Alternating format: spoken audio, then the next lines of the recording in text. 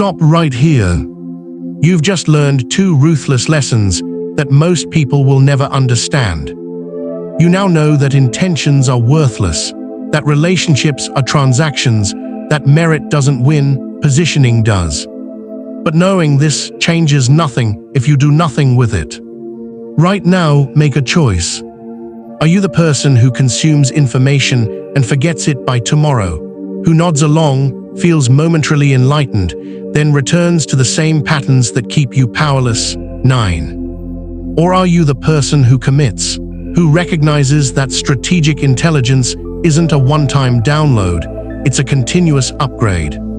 If you're serious about this, subscribe now. Because what's coming in the next 4 sections gets darker, more precise, more dangerous. The lessons you just learned are foundation. What comes next is the actual weaponry.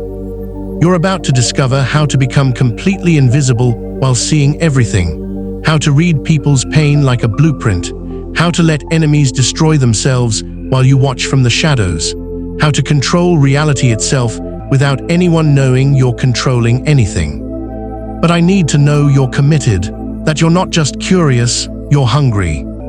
Hit that subscribe button, turn on notifications, because these lessons get released in sequence and the person who learns them first has the advantage. Drop a comment below, tell me which lesson hit hardest so far. You were made weak on purpose. Every lesson they taught you was designed to keep you manageable, obedient, predictable. They gave you rules and called them morals. They gave you limitations and called them virtues. They taught you to play fair in a game where nobody else follows the rules. And you believed them. You believed that kindness wins, that truth prevails, that good people finish first if they just work hard enough and wait long enough. Then life happened. You gave loyalty and received betrayal. You offered honesty and met deception. You played by the rules while others cheated their way past you. You watched mediocrity rise while excellence remained invisible. That pain you felt, that wasn't weakness, that was awakening. Most people experience this and break. They become bitter. They complain about injustice. They wait for the world to become fair, like children waiting for parents who will never arrive. You're different. You're here because something inside you refuses to remain a victim, something colder, something that understands the real game. This is not about becoming evil. This is about becoming dangerous. There's a difference. Evil destroys without purpose. Dangerous means you possess capabilities that demand respect. It means you understand the mechanics of power so completely that you can defend yourself and choose your own path. What follows are 10 ruthless lessons, not moral lessons, not comfortable lessons, ruthless ones, the kind that separate those who survive from those who get consumed, the kind that powerful people know but never teach. Each lesson will strip away another layer of the pleasant lies you've been living under. Each one will make you harder to manipulate, harder to control, harder to defeat. But understand this before we begin. Dangerous intelligence comes with responsibility. These lessons are weapons. Weapons can defend or destroy. The choice of how you use them reveals who you truly are. Use them to protect yourself. Use them to see clearly. Use them to stop being prey. Don't use them to harm those who haven't harmed you. Now let's begin your education. Lesson 1. Nobody cares about your intentions. You think your good intentions matter. They don't. The world doesn't judge you by what you meant to do. It judges you by what actually happened, by outcomes, by results, by the reality you created, not the reality you intended. This is the first lesson because it destroys the foundation of how most people think. They believe that trying counts, that effort deserves recognition, that good intentions justify bad results. This belief makes you weak. Listen, you can have the purest heart and the noblest intentions and still cause destruction.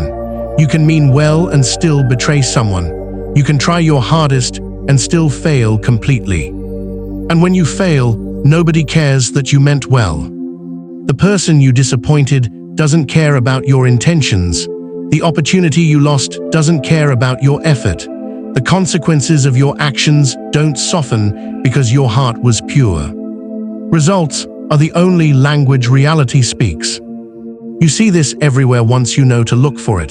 The manager who's friendly and kind but can't lead the team to success, he gets replaced. The partner who loves you deeply but keeps hurting you with thoughtless actions, the relationship dies. The investor who believed in the vision but couldn't execute the strategy, they lose everything. Good intentions without good outcomes equal failure, and failure has consequences regardless of what you meant to happen. But here's what makes this lesson ruthless. It applies to you and everyone else equally. When someone hurts you, they'll say they didn't mean to. They'll explain their intentions. They'll ask you to understand their perspective. And if you judge them by their intentions instead of their actions, you'll let them hurt you again. Stop doing that. Judge people by what they do, not by what they say they meant. Watch their patterns, not their explanations. Evaluate their results, not their excuses.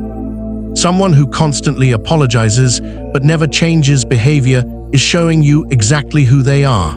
Their intention to do better means nothing. Their continued harmful action means everything. This applies to your own life with even more force. You want to start a business but never take action? Your intention is worthless. You want to improve your health but keep making destructive choices? Your intention changes nothing. You want to be a good friend but consistently let people down? Your intention doesn't repair the damage. The ruthless truth: you are what you do, not what you plan to do. Your identity is built from actions repeated over time, not from intentions declared and forgotten, not from plans that never materialize, not from dreams you never pursue. What you actually do, consistently, repeatedly, measurably, that's who you are. This realization is liberating once you stop fighting it.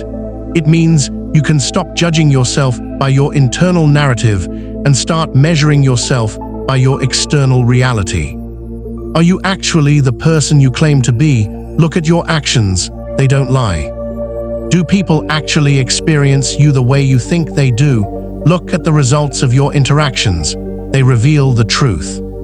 Is your life actually moving in the direction you want? Look at the trajectory created by your daily choices.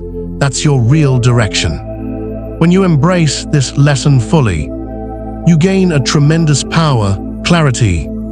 You stop wasting energy on intentions and focus entirely on actions. You stop accepting people's explanations and start tracking their patterns. You stop hopping for different results while repeating the same behaviors. You become someone who deals in reality, not fantasy. And here's what happens next. You start making better decisions. You choose people based on their demonstrated behavior, not their promised potential. You invest time in activities that produce actual results, not ones that just feel productive. You build your life on what works, not on what should work. This makes you dangerous because you can't be fooled by pretty words anymore. You can't be manipulated by sob stories and explanations. You see through the fog of intentions to the hard ground of results. People notice this shift in you. They realize you're measuring differently than others. Some will respect it. Others will call you cold or harsh or unfair. Let them. You're not being cold, you're being accurate. You're not being harsh, you're being honest. You're not being unfair, you're being realistic. The world runs on results. You're simply aligning yourself with how the world actually works instead of how you wish it worked. But intentions are just the first illusion you need to shed. There's something deeper, something about how people relate to you that you've completely misunderstood. Lesson 2: people don't want to understand you, they want to use you. You think relationships are about mutual understanding. They're not, they're about mutual utility.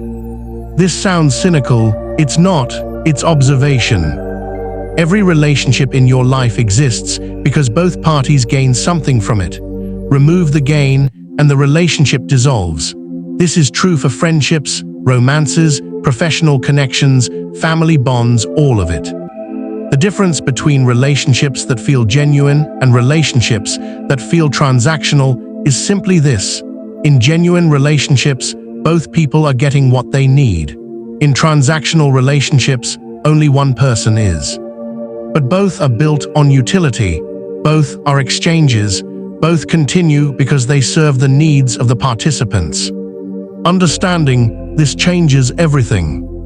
Most people enter relationships thinking the goal is to be understood, to be seen, to be known for who they really are. So they open up, they share their depths, they reveal their vulnerabilities, their dreams, their fears. And then they're confused when people use that information against them, when intimate knowledge becomes a weapon, when the person they trusted most knows exactly which wounds to press. You've experienced this. Someone you trusted completely turned your confessions into ammunition. They knew your weak points because you showed them. They knew your fears because you named them. They knew your triggers because you explained them. And when conflict came, they deployed every piece of intelligence you'd voluntarily handed over. This taught you a lesson you're still processing. People don't want to understand you so they can love you better.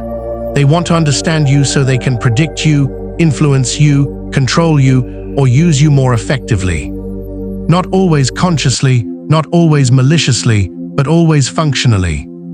Think about it. Why do people ask you questions? Sometimes genuine curiosity, yes, but often they're gathering data, assessing whether you're useful to their goals, determining whether you're a threat or an opportunity, figuring out which levers to pull to get what they need. This is not evil, this is human. We are social creatures who evolved to form alliances based on mutual benefit. We assess everyone we meet for potential value. We maintain relationships that serve our needs and let others fade.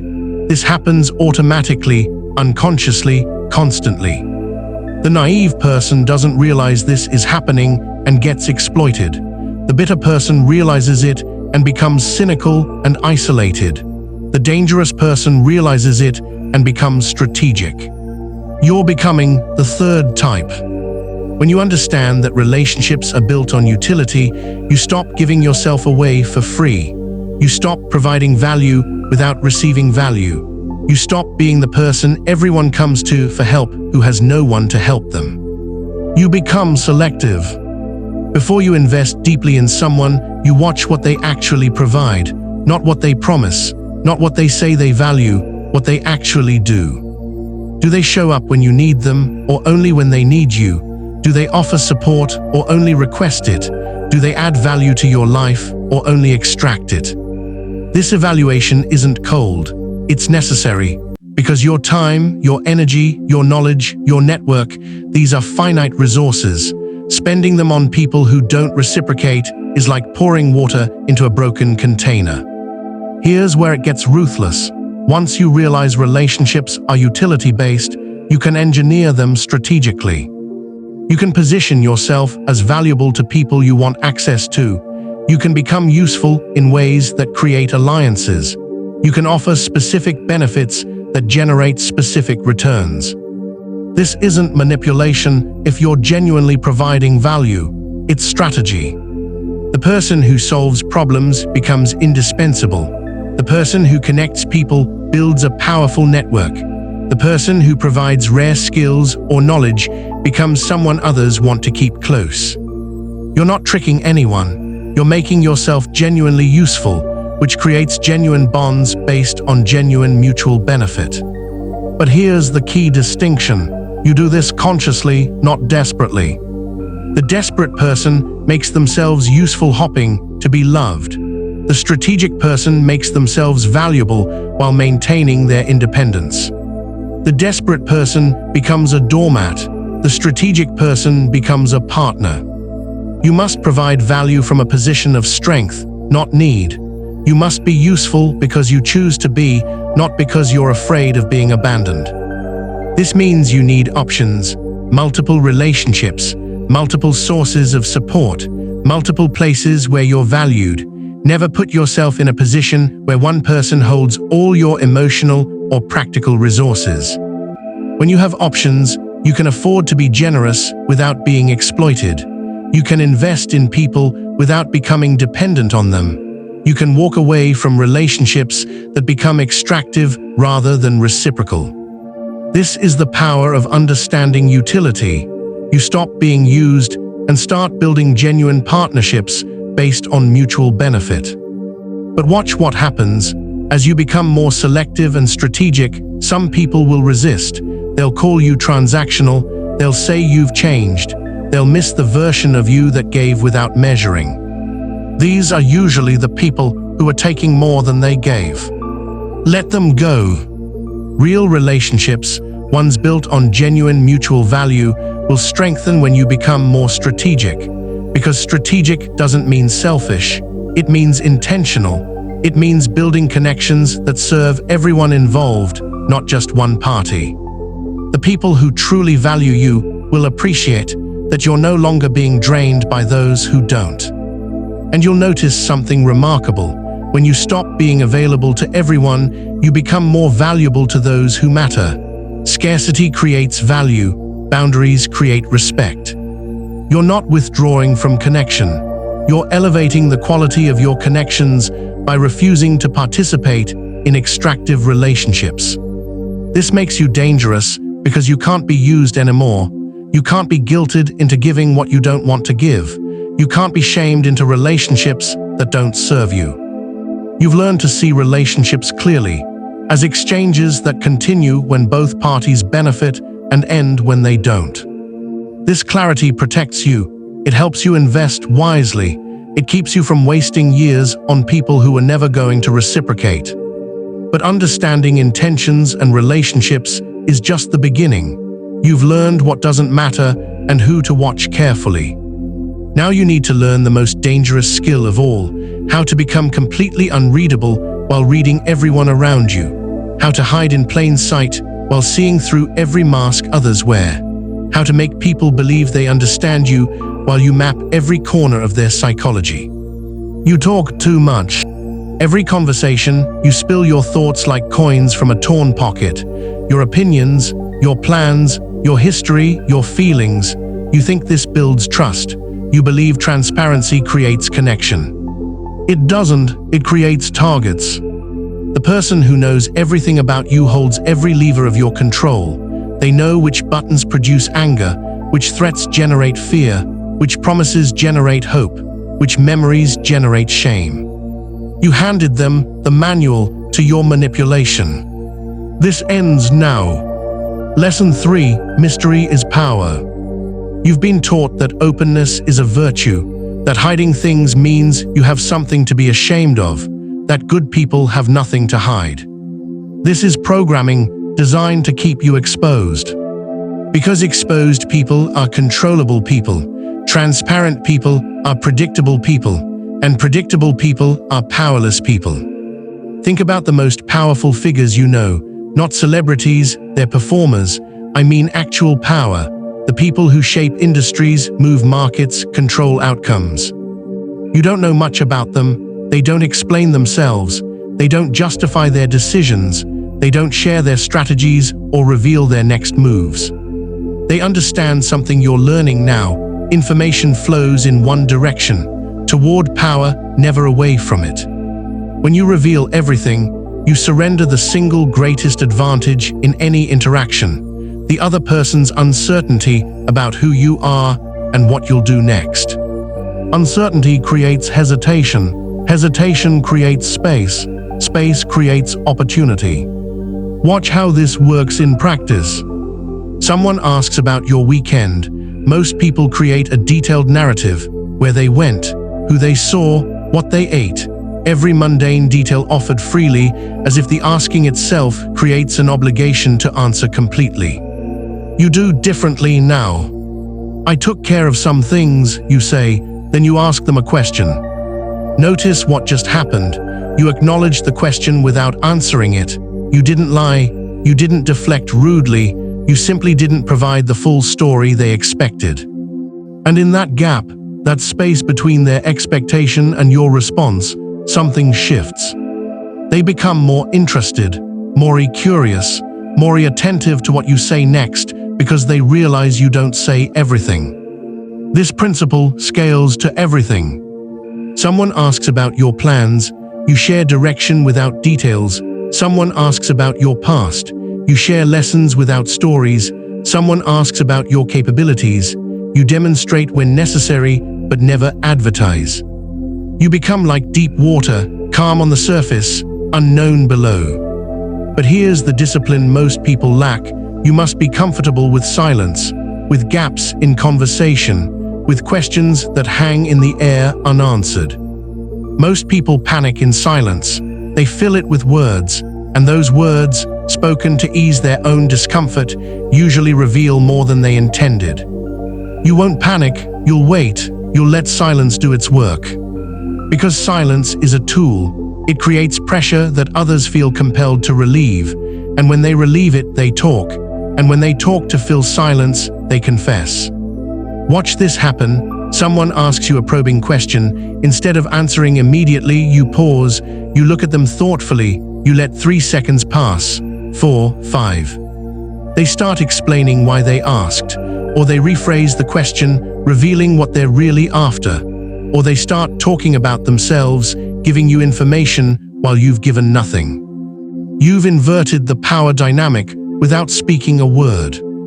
This makes you dangerous because people can't map you, they can't predict your reactions, they can't prepare for your responses, they can't use your patterns against you because you haven't revealed your patterns. But mystery alone isn't enough, because while you're concealing yourself, you need to be decoding everyone around you. Lesson 4. Read people like machinery. Everyone is broadcasting their instruction manual, constantly, in every word they choose, every story they tell, every complaint they make, every value they claim. Most people are too busy thinking about what they'll say next to catch these signals. You're going to catch all of them. Human beings are not complex. We are repetitive. We have patterns. We have predictable responses to specific stimuli. We have buttons that, when pressed, produce reliable outcomes. The dangerous person learns to see these patterns, to map these buttons, to understand the machinery of the people around them. This isn't about manipulation, not yet. First, it's about comprehension, about seeing people as they actually are rather than as they claim to be or as you wish them to be. Here's how you start. Listen to what people complain about. Complaints reveal values. The person who constantly complains about loyalty has either lost it or fears losing it. The person who complains about respect feels disrespected. The person who complains about fairness feels the world is rigged against them. These complaints are maps. They show you what matters to each person, and what matters to someone is what motivates them. Now listen to what people brag about. Bragging reveals identity, how they see themselves or want to be seen. The person who brags about working hard values industriousness and probably judges others who don't. The person who brags about their intelligence values mental capability and likely looks down on those they consider stupid. These self-descriptions tell you which buttons generate positive responses. Acknowledge someone's core identity and they'll warm to you. Challenge it and they'll defend or attack. Next, watch what people do when they're stressed. Stress reveals operating systems. Some people get aggressive, some withdraw, some become frantic, some go cold and calculated. This tells you how they'll behave when pressure comes, and pressure always comes. Now observe what people do, not what they say. This is critical. Words are propaganda, actions are truth. Someone says they value honesty, but lies about small things. They've shown you honesty isn't actually their value, convenience is. Someone says family comes first, but never makes time for family. They've shown you their actual priority, and it's not family. Someone says they're your friend, but only appears when they need something. They've shown you the relationship is extractive, not mutual. People tell you who they are through their patterns of behavior. Believe the pattern, not the explanation. But here's where it gets truly dangerous. Once you can read people accurately, you can predict them. And what you can predict, you can influence. Not through force, through positioning. You understand what someone values so you frame your requests in terms of that value. You understand what someone fears, so you avoid triggering that fear unnecessarily or trigger it strategically when needed. You understand how someone sees themselves, so you interact with them in ways that confirm or challenge that identity, depending on your goal. This is not manipulation if you're creating genuine mutual benefit. It's communication excellence. It's speaking people's language instead of forcing them to speak yours. Think of it like this: every person has a frequency they operate on. Most people broadcast on their own frequency and hope others tune in. You're learning to identify each person's frequency and broadcast on it. Same message, different wavelength, maximum reception. But the real power emerges when you combine lessons 3 and 4. You reveal nothing while learning everything. You remain mysterious while making others feel understood. You give away no ammunition while collecting an arsenal. This asymmetry, this imbalance of information, is how power actually works. The interrogator who stays silent while the suspect talks, the negotiator who asks questions while the other party explains, the leader who observes quietly while others debate, the chess player who reveals nothing while reading every tell. Information flows toward them, never away. You're becoming that person now, the one who sees without being seen, who understands without being understood, who knows which levers to pull while others don't even know you have hands on the machinery. This is dangerous intelligence, not because it's evil, because it's effective. And effectiveness, in a world of chaos and competition, is the only real security you have. Watch what changes as you practice these lessons. People start treating you differently. They become more careful around you, more respectful. They sense something has shifted, but can't articulate what. What shifted is simple. You stopped being readable. You stopped being predictable. You stopped giving away your power through careless transparency. You became dangerous. But reading people and hiding yourself only takes you so far, because the world isn't just about individuals. It's about systems, hierarchies, organizations, games with rules nobody tells you. And the next lesson will destroy everything you believe about fairness, meritocracy, and how people actually rise to power. Because the game you think you're playing isn't the game being played. And until you see the real game, you're just a piece being moved by players you don't even know exist. Most people think power is fast. Loud voices, quick decisions, immediate action, aggressive moves. They think the person who strikes first wins. They're wrong. Real power is slow, quiet, patient. It waits in the shadows while chaos unfolds. It watches enemies destroy themselves. It moves only when victory is certain. This is the lesson nobody teaches because it requires something most people don't have: the discipline to do nothing while everything in you screams to act. Lesson 5: let them destroy themselves. You want to defend yourself immediately, to respond to every accusation, to correct every lie, to fight every battle the moment it begins. This urgency is your weakness. Because when you react immediately, you react emotionally, and emotional reactions are almost always mistakes. They reveal your wounds, they show which attacks landed, they prove you can be provoked. Worse, they interrupt your enemy's self-destruction. Listen carefully, most people are their own worst enemy. Given enough time and enough rope, they will hang themselves, they will overreach, they will reveal their true nature, they will make mistakes that destroy their credibility. But only if you let them. When you respond immediately, you stop this process. You become the focus instead of their behavior. You become the aggressor instead of the victim. You give them someone to fight against instead of leaving them to fight themselves. Strategic patience means watching someone attack you and doing nothing, not because you can't respond, because you don't need to yet. Let them swing, let them make accusations, let them tell lies, let them build their case against you. While they're talking, you're watching, gathering information, identifying their strategy, finding the holes in their narrative, waiting for them to overcommit. And they always overcommit. The person who's attacking you is emotional. Emotional people escalate. They start with small accusations and build to larger ones. They start with partial truths and slide into complete fabrications. They start with reasonable concerns and descend into obvious vendettas. Each escalation weakens their position. Each exaggeration damages their credibility. Each emotion-driven statement reveals their true motivation.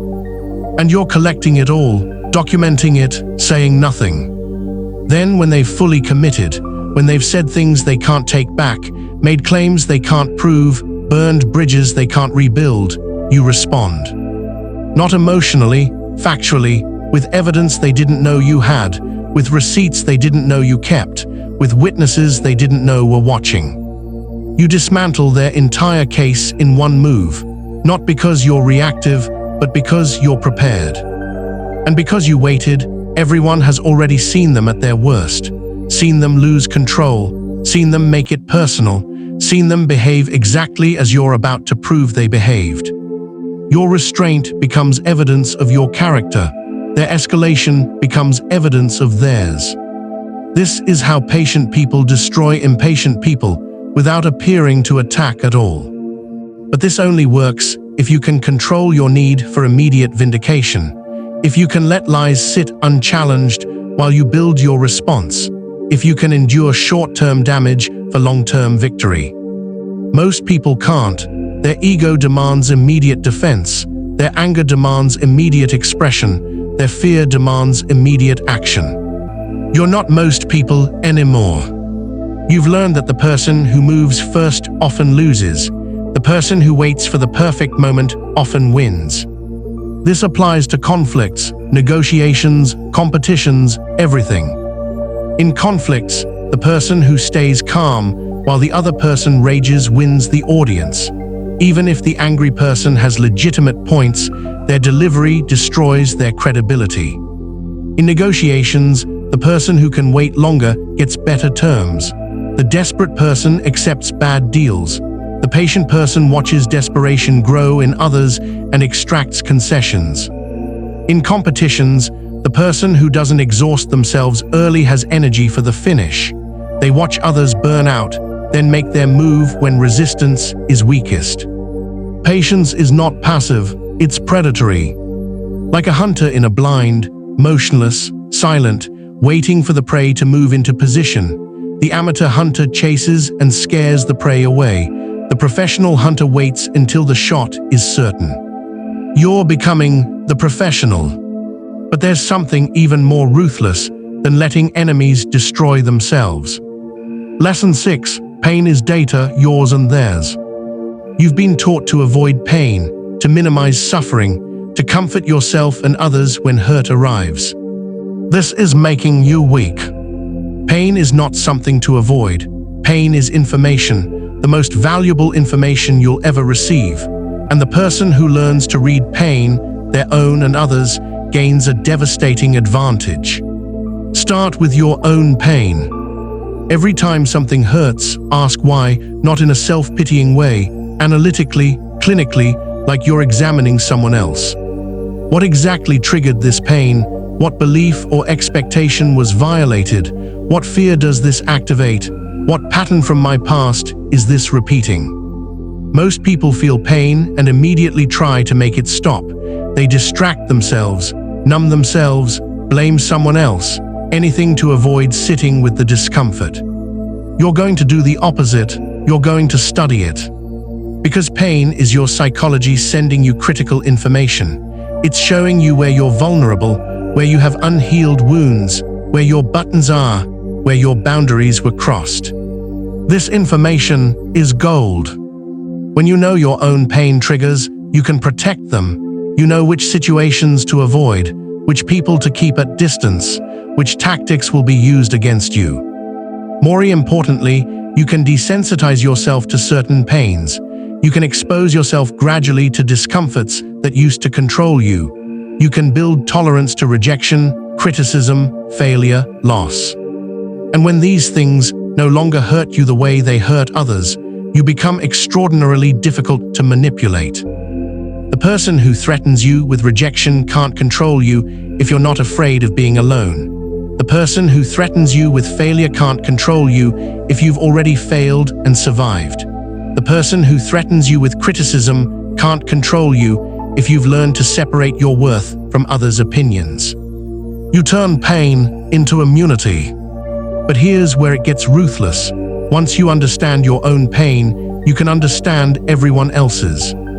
Because human pain follows patterns, we're all afraid of similar things: rejection, insignificance, loss of control, humiliation, abandonment, failure. The specific triggers vary, but the categories are universal. When you watch someone carefully, you can identify their pain points: what makes them defensive, what makes them aggressive, what makes them retreat, what makes them overreact. These reactions are maps. They show you exactly where someone hurts, where they're protecting old wounds, where they're vulnerable. Most people use this information to attack, to hurt, to exploit. That's amateur hour, that's obvious, that creates enemies and burns bridges. The sophisticated approach is different. You use this information to avoid unnecessary conflict. You know someone's sensitive about their intelligence, so you don't challenge them in ways that trigger that wound. You know someone's afraid of abandonment, so you provide reassurance that costs you nothing but earns their loyalty. You navigate around people's pain instead of stepping on it. This makes you someone people feel safe around, someone they trust, someone they let close. But, and this is critical, you also know exactly where to apply pressure if you ever need to. Not to be cruel, to be effective, to protect yourself, to create consequences when someone crosses lines they shouldn't cross. Someone is spreading lies about you. You know they're deeply insecure about their professional reputation. You don't attack them personally. You simply ensure that their lies get exposed in professional contexts where their reputation suffers. You're not being malicious, you're being precise, using the minimum necessary force applied at the maximum leverage point. This is the weaponization of pain, not causing random suffering, but understanding the architecture of what hurts and using that understanding strategically. There's another dimension to this, recognizing when someone's pain is making them dangerous. Hurt people. The person who's suffering often lashes out. They're not thinking strategically, they're reacting from wounds, they're trying to transfer their pain to someone else. When you can recognize this pattern, you can protect yourself before the attack comes. You see someone experiencing a loss, a humiliation, a rejection, you know they're going to need a target for their pain. You create distance. You avoid being in their blast radius. Or if you're positioned correctly, you become the person who helps them, who shows up when they're vulnerable, who earns their gratitude and loyalty by supporting them when others abandon them. Either way, you're using your understanding of pain to position yourself strategically. But here's the ethical line you cannot cross. You don't create unnecessary pain. You don't hurt people just to see what happens. You don't experiment with others suffering for your education. You observe pain that already exists. You understand it. You use that understanding to protect yourself and position yourself effectively. There's a difference between being ruthlessly observant and being sadistic. The first is strategic intelligence. The second is moral bankruptcy. Stay on the right side of that line.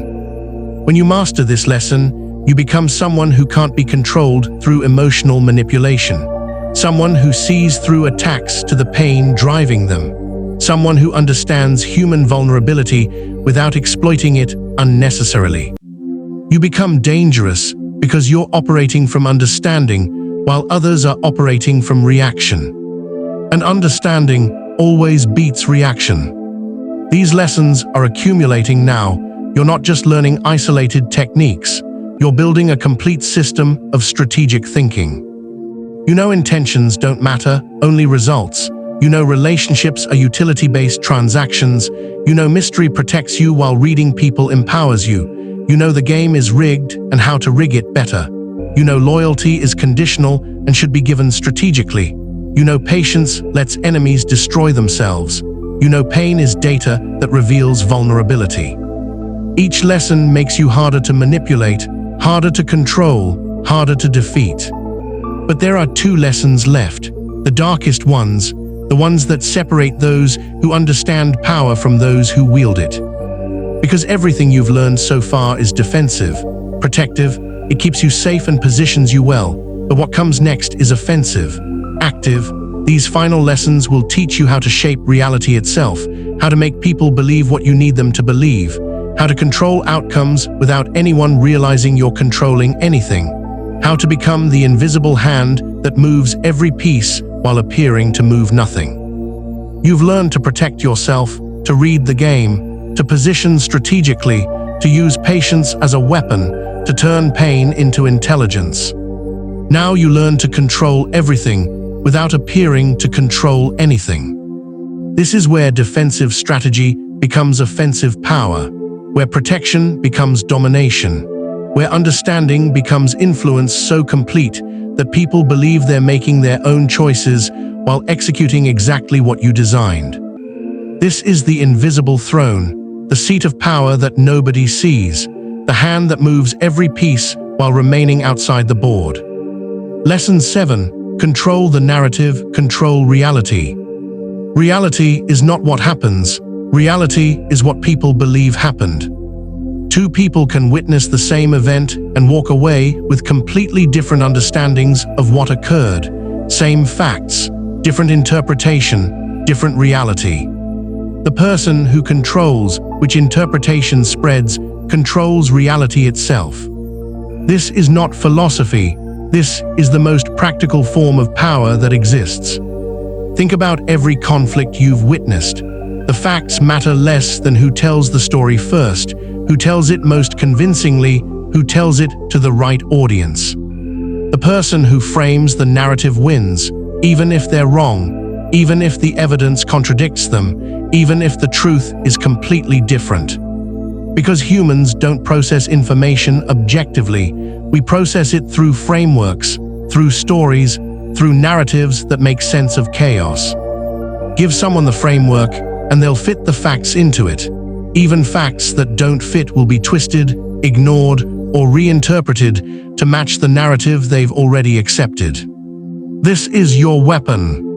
When something happens, anything, you have a brief window where the narrative is forming, before opinions solidify, before stories spread, before people decide what the event means. In that window, you move. Not with lies, with framing, with context, with carefully selected emphasis. A project failed, that's a fact, but why did it fail? The amateur lets others define why. They defend themselves reactively. They respond to accusations. They let someone else set the narrative and spend all their energy fighting it. The strategist defines why immediately, before others can. The project revealed critical weaknesses in our process that we've now identified and can fix. This was a necessary diagnostic failure that prevents a larger systematic failure later. Same failure, different frame. One makes you incompetent, the other makes you strategically valuable. Notice what happened. You didn't deny the failure, you acknowledged it fully, but you controlled what it means. This is narrative control. It works in every context, professional, personal, public, private. Someone attacks your character. You don't defend your character, that's their frame. You reframe their attack as evidence of their own insecurity or agenda. I understand why someone who's struggling would need to tear others down. I hope they find the help they need. You just turned an attack on you into a statement about them. You shifted from defense to a position of power, from victim to benefactor. The audience watching this exchange doesn't see someone defending themselves. They see someone so secure they can extend compassion to their attacker. You've won the narrative without fighting the battle. But narrative control goes deeper than just responding to events. It's about shaping how people perceive you before conflicts even arise. You build a reputation deliberately, not by accident, not by hoping people notice your good qualities, by strategically demonstrating specific traits that serve your long-term goals. You want to be seen as reliable. You make small promises and keep them visibly. You show up on time. You deliver what you said you'd deliver. You do this consistently until reliable becomes attached to your name. You want to be seen as connected. You mention relationships casually. You reference conversations with important people. You demonstrate access without bragging about it. You want to be seen as indispensable. You solve problems others can't solve. You have knowledge others don't have. You become the person others come to when they're stuck. None of this is deception. It's strategic authenticity, being genuinely valuable while ensuring that value is visible and memorable. Over time, these demonstrations compound into a reputation. And reputation is narrative that persists without your active maintenance. Once people believe you're reliable, they interpret ambiguous situations in your favor. Once people believe you're connected, they treat you with more respect. Once people believe you're indispensable, they protect you because losing you costs them. Your reputation does the work for you. But here's where it gets truly dangerous. You can shape narratives about others too. Not through lies, through strategic truth-telling. You know someone is unreliable. Instead of calling them unreliable, which sounds like an attack, you simply share factual observations. John said he'd have the report Tuesday. It came Thursday. He said the budget was $50,000. It came in at $70,000. He said he'd confirmed with legal that hadn't happened yet. No judgment, no accusation, just facts. But those facts build a narrative. Anyone hearing them forms the conclusion, John is unreliable. You didn't say it, you made them think it. That's more powerful. Because people trust their own conclusions more than they trust your accusations. When they reach the conclusion themselves, even though you led them there, they defend it as their own thinking. You've shaped their reality while remaining invisible in the process. This is how reputations are destroyed without obvious attacks, how people are marginalized without direct confrontation, how you remove obstacles by making everyone else see what you've already seen. It's ruthless, it's effective, and it only works if you stick to truth. The moment you introduce lies, you create vulnerability. Lies can be exposed, truth cannot. So you use truth selectively. You share facts that build the narrative you want while omitting facts that contradict it. You're not lying, you're curating. Every journalist does this. Every lawyer does this. Every politician does this. They select which facts to emphasize and which to ignore, and through that selection, they construct reality for their audience. You're doing the same in your environment. But narrative control is still visible if you look carefully. People can trace stories back to sources. They can identify who's shaping perception. The final lesson eliminates even that visibility. Lesson 8: the power behind the power. The most powerful person in any room is rarely the one sitting at the head of the table. It's the person who put them there, the person they call before making decisions, the person whose opinion shapes their thinking, the person who operates behind every move without making any moves themselves. This is the final form of dangerous intelligence, becoming the invisible force that shapes outcomes. Kings are visible, advisors are invisible. Kings get overthrown, advisors move to the next king. You want to be the advisor. Not in title, in function. You want to be the person that decision-makers rely on, the person leaders consult, the person whose perspective shapes direction without you needing formal authority. This position is more powerful than leadership itself because it carries influence without accountability. You shape decisions without taking the blame for outcomes. You guide direction without being responsible for execution. You accumulate power without accumulating enemies. How do you reach this position? By becoming genuinely indispensable through specific, scarce value. You don't try to be good at everything. You become excellent at things that matter greatly, but that few people can do well.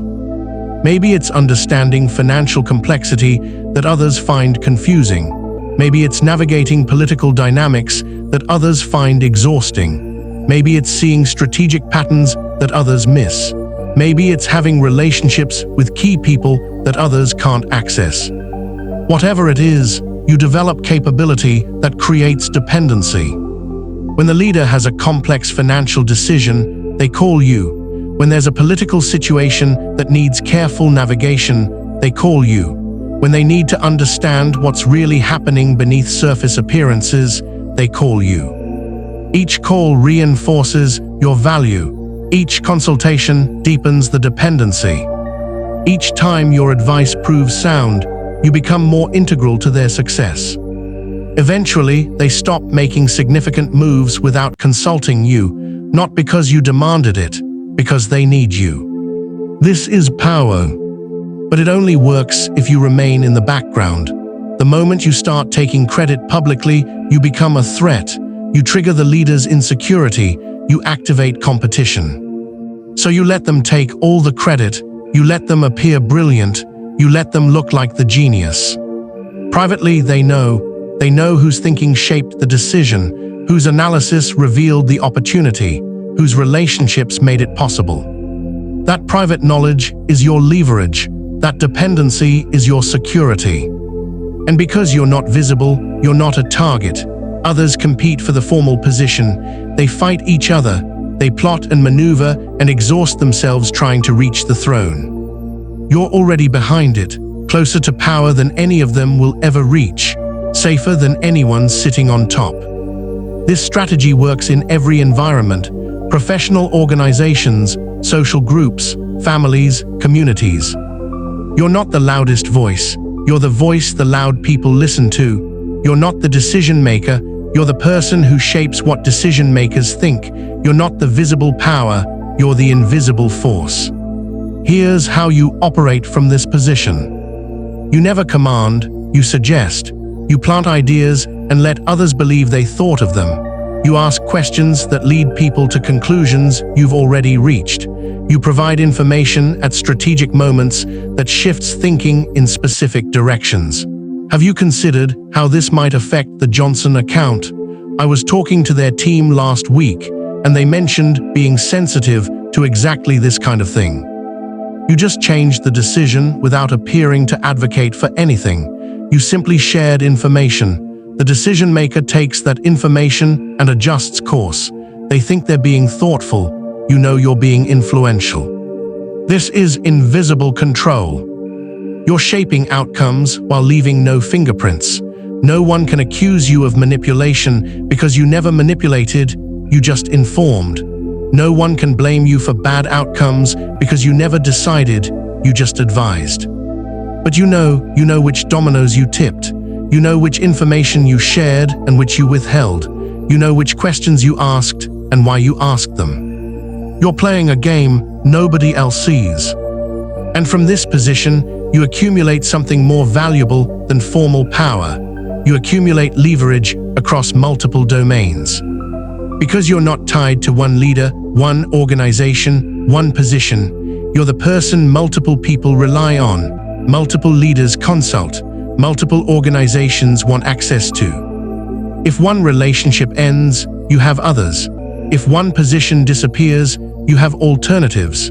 You've distributed your influence across multiple dependencies instead of concentrating it in one formal role. This makes you nearly impossible to eliminate, nearly impossible to replace, nearly impossible to outmaneuver.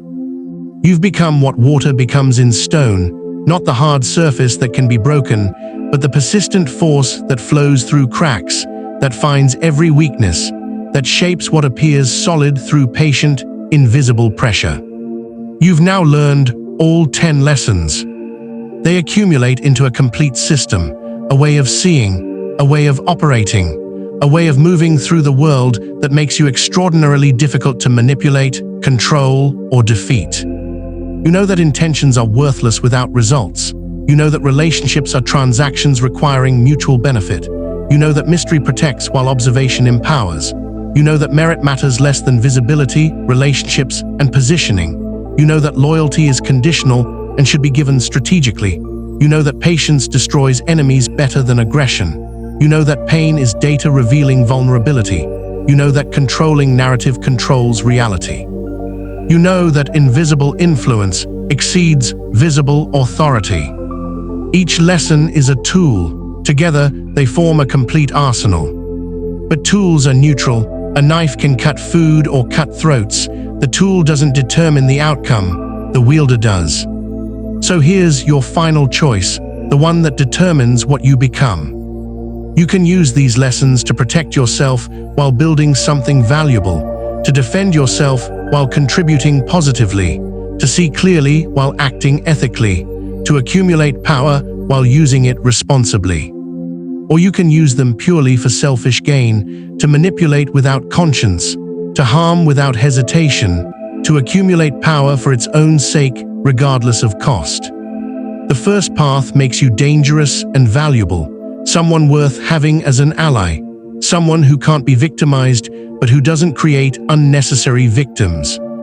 The second path makes you dangerous and toxic, someone to be eventually destroyed by collective action, someone who wins short-term but loses long-term because you've created too many enemies. Choose the first path. Be the person who sees reality clearly but doesn't weaponize that clarity against the innocent. Be the person who accumulates power but uses it to create value, not just to extract it. Be the person who can't be controlled but doesn't need to control everyone else. The world needs people who understand how power actually works, who can navigate political dynamics, who can see through manipulation, who can protect themselves and others from exploitation. That's what dangerous intelligence is truly for, not to become the monster, but to recognize monsters, to defend against them, to outmaneuver them, to build systems they can't corrupt and relationships they can't poison. You've been given the map, you've learned the language, you've acquired the tools. What you build with them is now entirely up to you. But remember this, the person who wields power invisibly, who shapes outcomes without credit, who influences without controlling, who sees everything while revealing nothing, that person doesn't just survive. They rule. Not from a throne anyone can see, not with authority anyone can challenge, not through force anyone can resist. They rule from the shadows, from the silence, from the space between what people think is happening and what's actually happening. They rule through understanding, through patience, through strategic invisibility. And once you truly master these lessons, you'll never be powerless again. You'll be dangerous, deliberately, strategically, ethically. And dangerous is exactly what you need to be to survive in a world that was never designed to be fair. The game continues, the players change, the rules remain hidden. But now you see them. Now you know them. Now you play them better than anyone who tried to play you.